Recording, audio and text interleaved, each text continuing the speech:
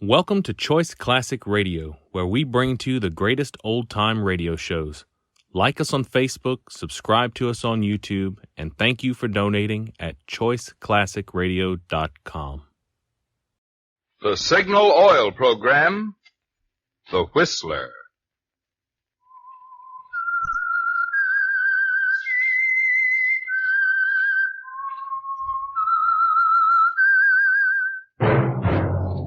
That whistle is your signal for the Signal Oil Program, The Whistler.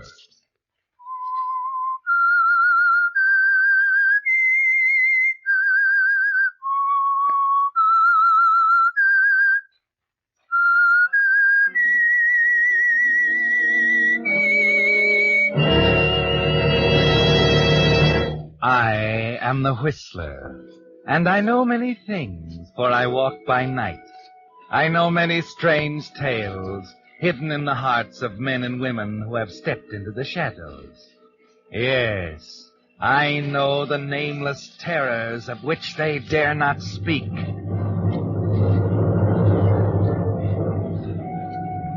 Yes, friends, it's time for the Signal Oil Program, The Whistler. Rated by independent research, the most popular West Coast program. In gasoline, you know, it takes extra quality to go farther. And Signal is the famous Go Farther gasoline. So look for the Signal Circle sign in yellow and black that identifies Signal service stations from Canada to Mexico. And now the Whistler's strange story. 2-year plan.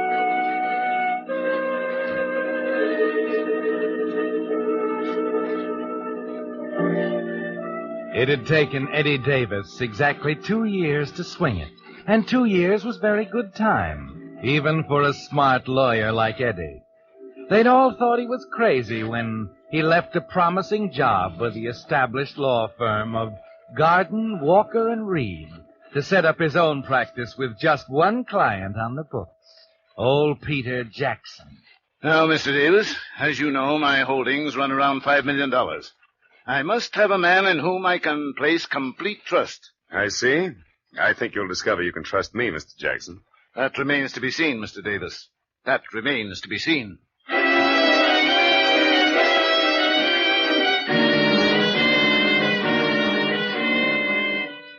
Yes, you went to work for Peter Jackson, Eddie, because he needed someone he could trust those $5 million to. Only a few months later, he was singing a different tune. Eddie, that's wonderful. Nothing to it, Pete. You say old Hamilton didn't know Columbia Stores wanted that corner of his? Well, you don't think he'd let it go for $40,000 if he did, do you? Eddie, believe it or not, this time it isn't the money. For the first time in my life, I've got the jump on Hamilton. You know, Eddie. Yeah? You're doing a great job for me. A great job.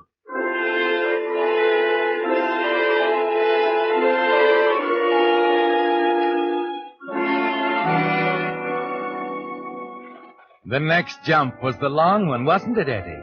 It took a lot of work and more than a year of waiting, but you'd figured it for the long pull and kept telling yourself you had all the time in the world.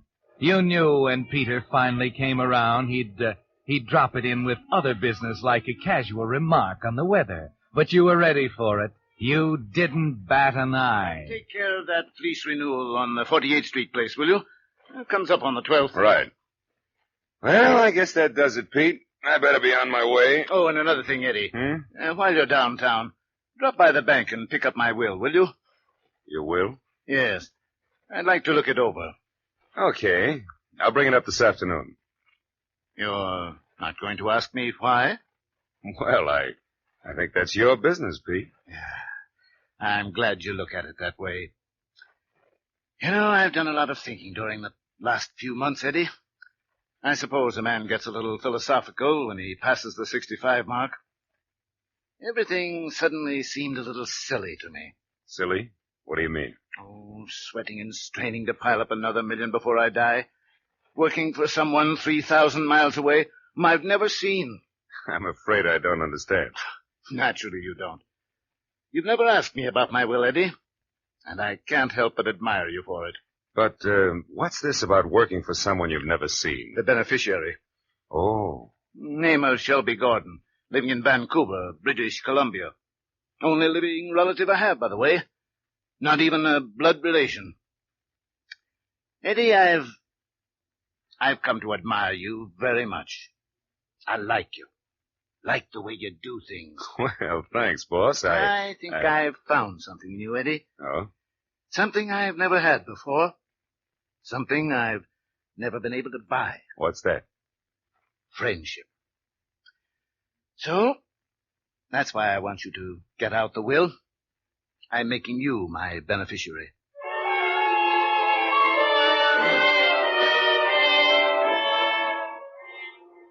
And that was it, Eddie. 2 years almost to the day. And there's a new will, signed, sealed, and witnessed, with your name in the right place, simply because no one else in town was smart enough to see that old Peter Jackson was a pushover for the right boy. It's legal now. You send off the new will to the recorder's office, and Peter writes a personal letter to notify the former beneficiary in Vancouver, because that's the way he does business. There's nothing between you and that 5 million, Eddie, but time.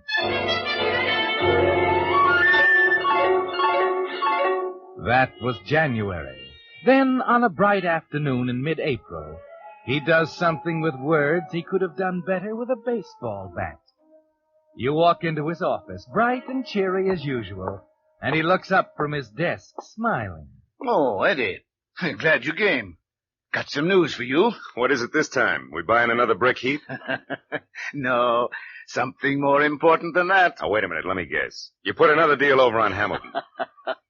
You'd never guess in a million years, Eddie. I'm getting married. Huh?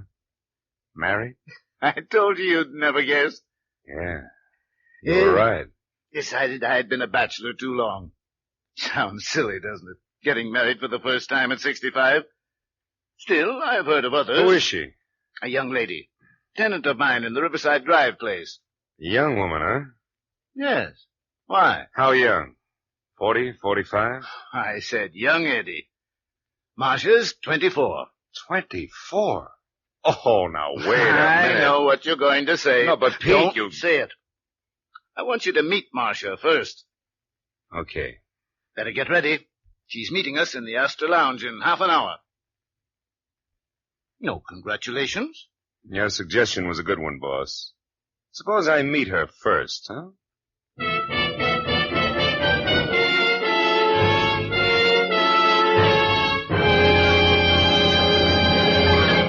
With the prologue of 2-Year Plan, the Signal Oil Company brings you another strange tale by The Whistler.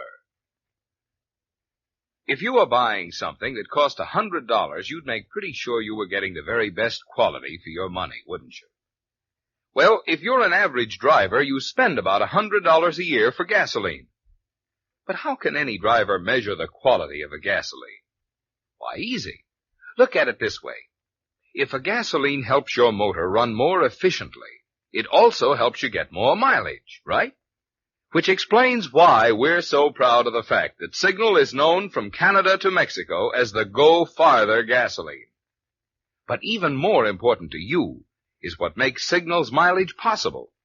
The increased engine efficiency that gives you quicker starting, faster pickup, and smooth knock-free power, you see?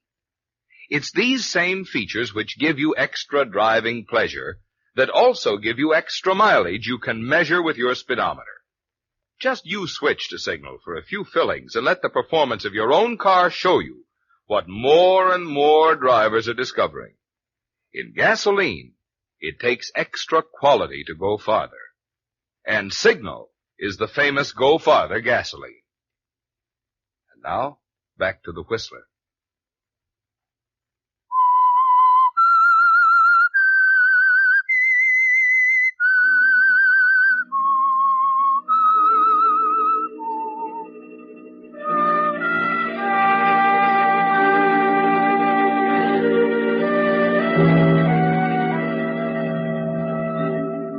Yes, Eddie. Your client and friend, Peter Jackson, could have done it better with a baseball bat. Somehow, though, you managed not to show the shock. The sinking feeling inside you as you stood there in his office while he calmly told you he'd gone off the deep end. You listened to him talk about Marcia McElroy in the taxi on the way to the Astor. And by the time the two of you walk into the lobby, you figure your chances of holding on to that $5 million, if the marriage goes through, are about those of a lame goat in the Kentucky Derby. You follow Peter into the lounge, and suddenly he's saying, Marcia, dear, I want you to meet Mr. Davis, my attorney. Eddie, Marcia McElroy, my fiancée. Hello, Mr. Davis. Peter has told me so much about you. What's the matter, Eddie? Cat got your tongue? Oh, I'm sorry. Hello, Miss McElroy.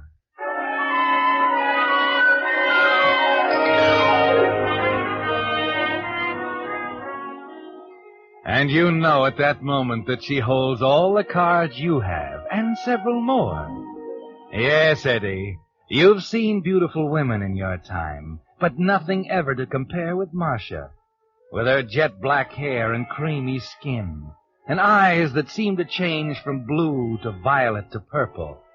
The kind of eyes that make you stutter and wobble at the knees. And Peter is proud of her. You can see that, too.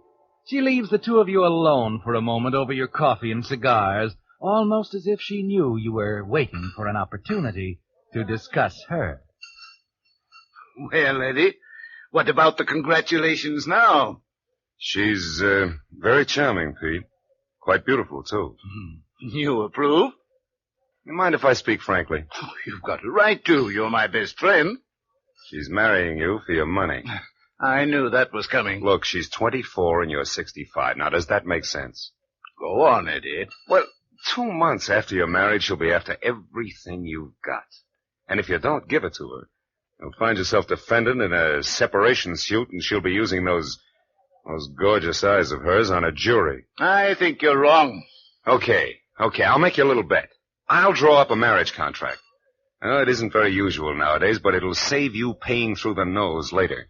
If Marcia marries you in the face of the kind of marriage contract I draw, I'll eat crow until it comes out of my ears. Now, that's fair enough, isn't it? You'll give us your blessings, then? Pete, if she signs that contract, you can make me #1 flower girl. Good. Bring it around tomorrow. I'll have her there to sign it.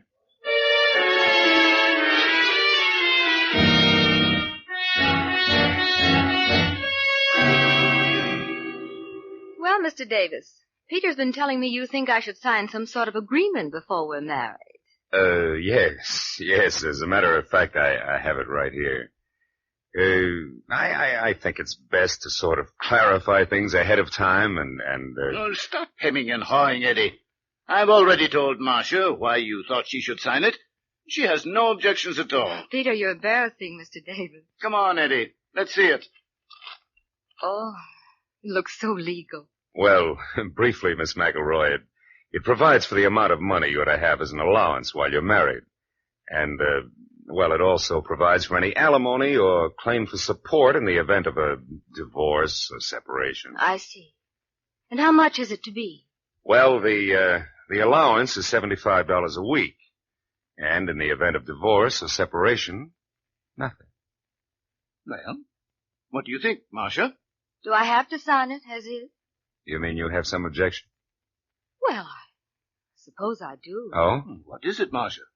Well, I think the allowance is entirely too much. You better make it $50. After all, Peter, with you to take care of me, what in the world would I do with $75 a week?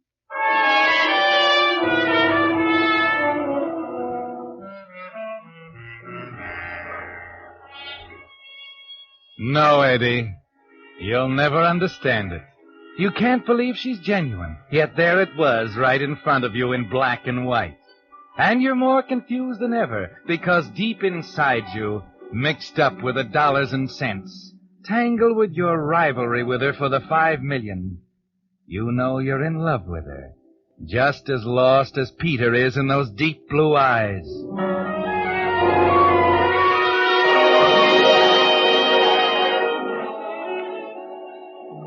There's only one possible answer, of course. She's like you are, playing it the smart way, concentrating on that $5 million inheritance. It's 3 weeks after the wedding before you get another chance to be with her alone.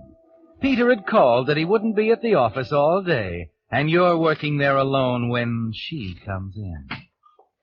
Well, Marcia. Hello. How's the bride? Happy, thank you. What brings you downtown?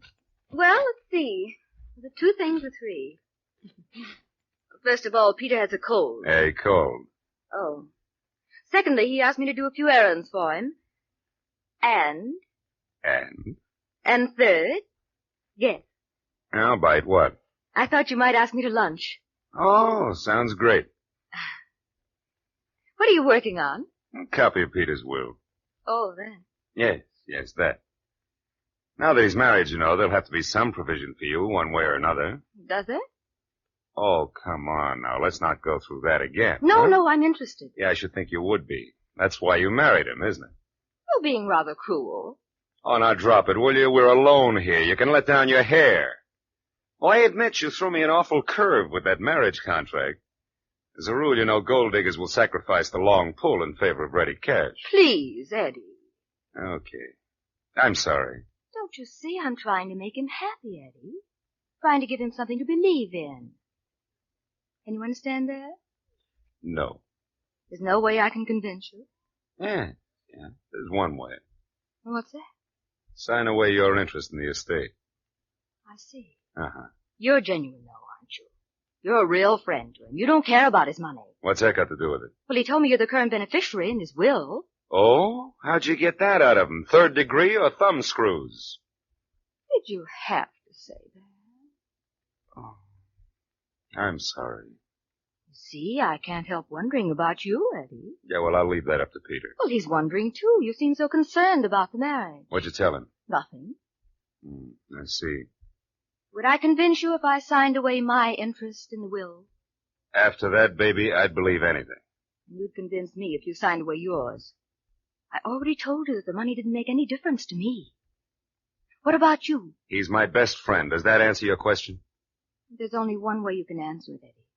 We can go to him together and tell him we want the will restored to its original state, just as it was before he met either. You mean leave his money to that Shelby Gordon in Vancouver? That's right. Oh. Well, which is it? Peter as a friend or his money? I'm sure he'll be glad to know. Do you really mean that? You give it all up for... Of course I do. Oh, no. You're not human. You're not human at all. You're out of this world. Do you believe in me now? Oh, it just doesn't make sense, Marcia. You're young. You're the most beautiful girl I ever saw in my life. Peter's 65. I told myself the will was the only possible answer. You've been terribly hard to convince. Oh, they don't come like you. Not even in dreams. You're awfully sweet. I don't need to tell you, I guess. Women have a way of knowing, anyhow. Marcia, Please don't say it. It isn't right. I'm sorry. I'm not used to playing the second string. I just want you to remember that after Pete's gone, I'll be around, waiting. I'll remember that. Well, are we going to see Peter about changing the will back to the original beneficiary? You know, you're not only beautiful, Marcia, you're smart. If I refuse, he disinherits me anyway, because my motives aren't pure. You win. Let's go see Peter. But first... What? Lunch.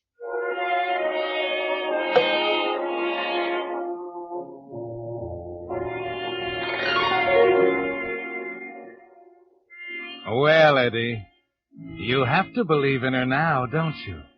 There just aren't any other answers. The 2 years you invested in Peter Jackson went for nothing. The dreams of the $5 million fell to pieces before this girl whose only weapon was honesty. And somehow you find you can take it. One look from those blue eyes and you'd buy her Grant's tomb and make a down payment on the Brooklyn Bridge. A week after the new will is signed, reinstating Shelby Gordon of Vancouver, the original beneficiary, Peter calls to say he's not feeling well again and asks if you'd mind driving her home after an afternoon of shopping. It's been awfully sweet of you to drive me home, Eddie. Marcia? Yes? Oh, I better skip it, I guess. What are you trying to tell me, Eddie? You've started to say something 3 times in the last 5 minutes. Well, Marcia, it's about the will. Oh, again? Yeah, again. Now, believe it or not, I'm only thinking of you this time. What is it now? Well, it's not fair to you. No, don't look at me that way. He ought to provide for you. You've got a legal right to it. I told you I don't. Now, wait a minute. You might as well know all of it. Now, the will is signed and witnessed on page 3. I drew it up that way. It's still down in my office safe. I've got a right to keep it there because I'm Peter's executor. But I don't see what difference. Well, it's just this. The beneficiary is shown on page 2. It'll make no difference whatsoever to Peter if I draw up a new page with you as beneficiary. Why, Eddie, that'd be forgery. I know it. For you, I take the chance. Look, he doesn't care a rap for this Shelby Gordon in Vancouver. He's never even seen him. I don't want it, Eddie. I don't want you to touch it. Is that clear? You mean you'd expose me if I did? Why, I don't know. Well, here we are. You've got to promise me, Eddie. Now, let's not talk about it here. Now, wait a minute. Look, here comes the maid. Mrs. Jackson! Mrs. Jackson! Something's wrong. Oh, Mrs. Jackson, I've been trying to get you. What's the matter? It's Mr. Jackson. He's had a stroke. Peter! It's awful. Did you get a doctor? Yes, he's up there now. I'm afraid Mr. Jackson's gone. Oh, Eddie, come on. We'd better hurry. No. I've got to get back to the office. Now, Don't argue with me. Go up and talk to the doctor. I told you I've got to get back to the office.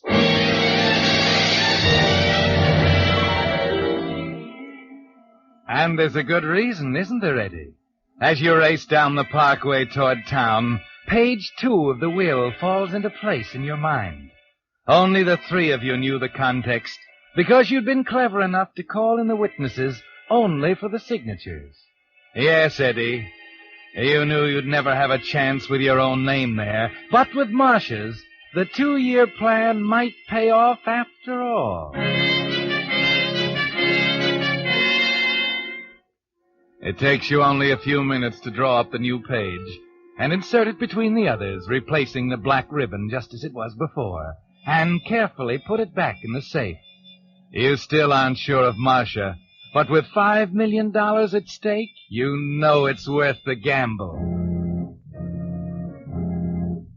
The 2 of you meet at the funeral and sit side by side during the services. But you know that now isn't the time to tell her, that you'll have to wait until later, after you've filed the will for probate.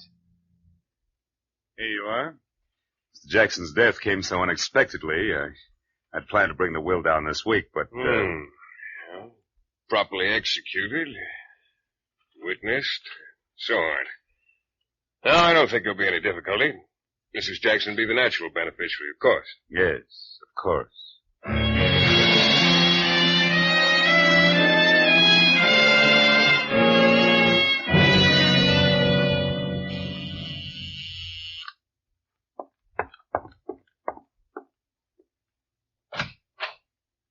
Oh, Mr. Davis. Hello, Anna. Mrs. Jackson in? Why, didn't you know? No, what? She's gone away. Left right after the funeral. Where? She didn't say. Poor thing was pretty hard hit by Mr. Jackson's death, you know. Expect she's gone up to the mountains or somewhere. Oh, she left a note for you. A note? Where is it? You'll find it right there on the hall table. A note? What's she writing notes for? Dear Eddie, I'm writing you this because I'm leaving now for good and I know we'll never see each other again. Thanks so much for your kind services. I appreciate everything you've done more than I can say. It was strictly business, you know. So I want you to send me a bill. You're a smart lawyer and a wonderful friend. Cordially, Marcia Jackson. Cordially, Marcia Jackson. Cordially. Is there something wrong, Mr. Davis? Anna, you want to know what the nastiest word is in the English language? What, please, sir? Cordially, Anna. Cordially.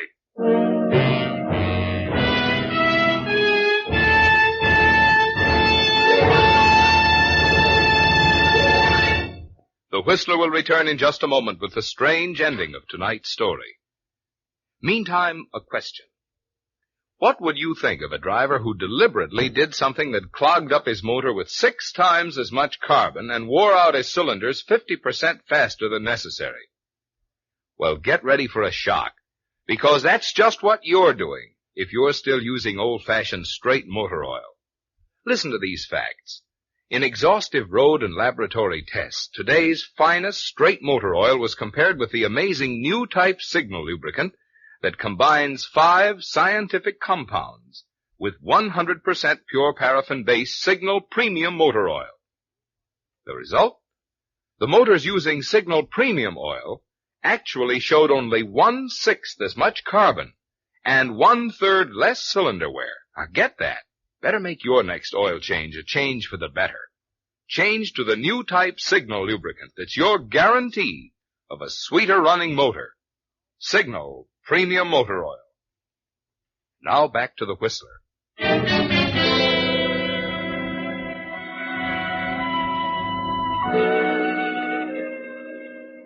So she's gone, Eddie. All the dreams, all the visions of you and Marcia and Peter Jackson's $5 million are gone. Vanished into thin air.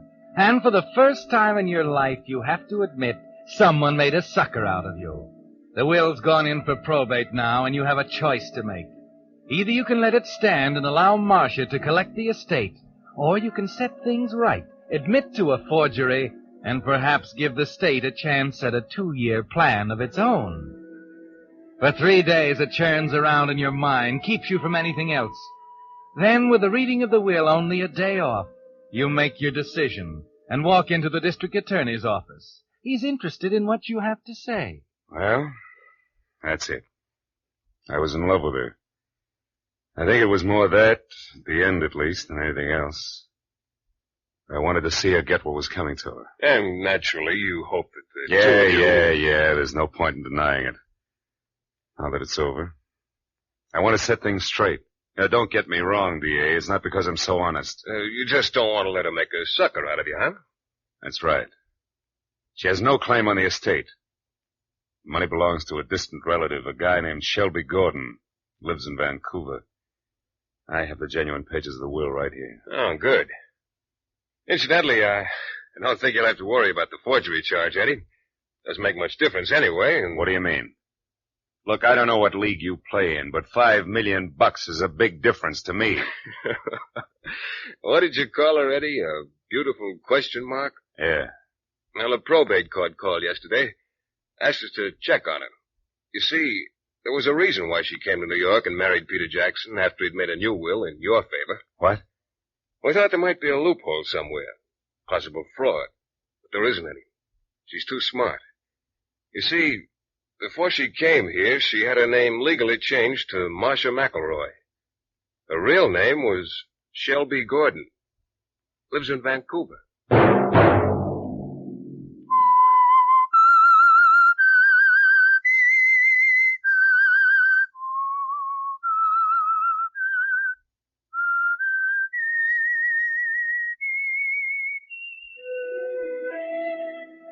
Let that whistle be your signal for the Signal Oil program, The Whistler, each Monday at 9. Brought to you by the Signal Oil Company, marketers of Signal gasoline and motor oil, and fine quality automotive accessories. Signal has asked me to remind you, to get the most driving pleasure, drive at sensible speeds, be courteous, and obey traffic regulations.